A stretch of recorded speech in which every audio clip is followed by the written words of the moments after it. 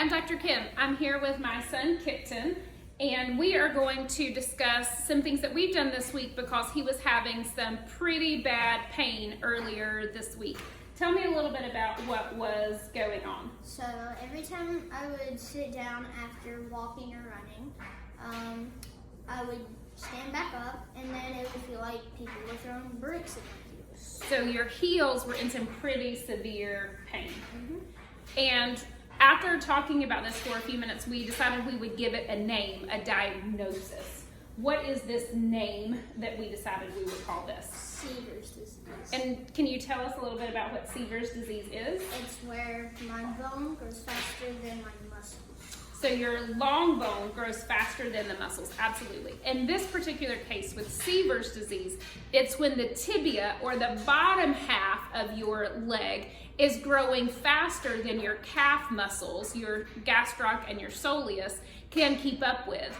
And that insertion point is at the bottom of the heel, the bottom of the calcaneus, and that insertion point begins to pull away because the bone up top is getting way too big. And it creates lots and lots of inflammation in the heel. And because you're walking on your feet all the time, there's no real rest. And it can be very, very painful. If this sounds familiar, but you feel like it might be happening in your knee, this is true. When this happens in your knees or your femur and your knees, it's called Osgood-Schlatter.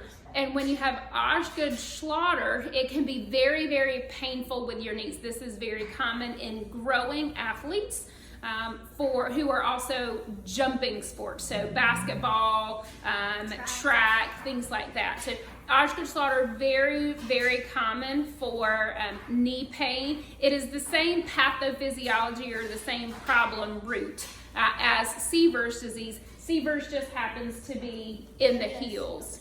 And you can't walk. So you can't walk. It makes everyday life real hard, right? So conventional medicine doesn't have a lot of things to do for this. If you look up Sever's disease, the basic recommendation was ice and rest and take ibuprofen and Tylenol. Is that what we did? No. Okay. What did we do? We put the laser, and we lasered one of my heels for 10 minutes 3 times a day, and then the other for 10 minutes 3 times a day.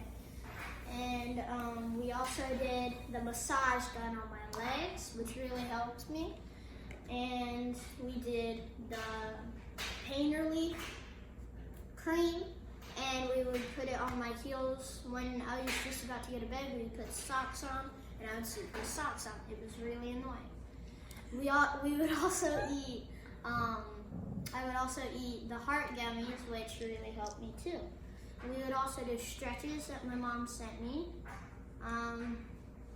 For a long time I had to walk in crutches, but now I can do this.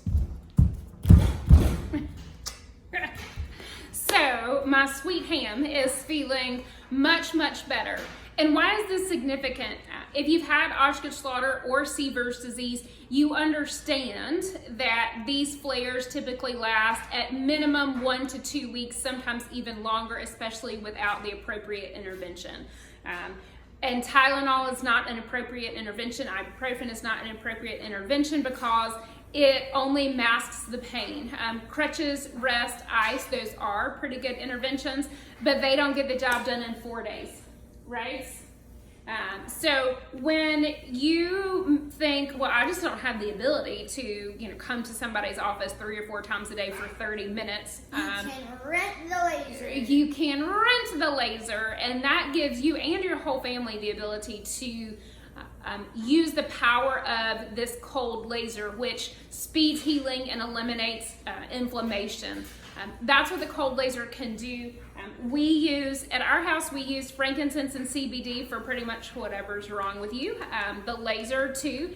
And in this case, we use a CBD. It's a high concentration of menthol and camphor, but we use a CBD cream that will help with this sort of pain. Pain has 3 different receptors that can sort of shut it off. A chronic pain receptor, that's what the CBD shuts off. It has a cold receptor that can shut it off. That's what the menthol does.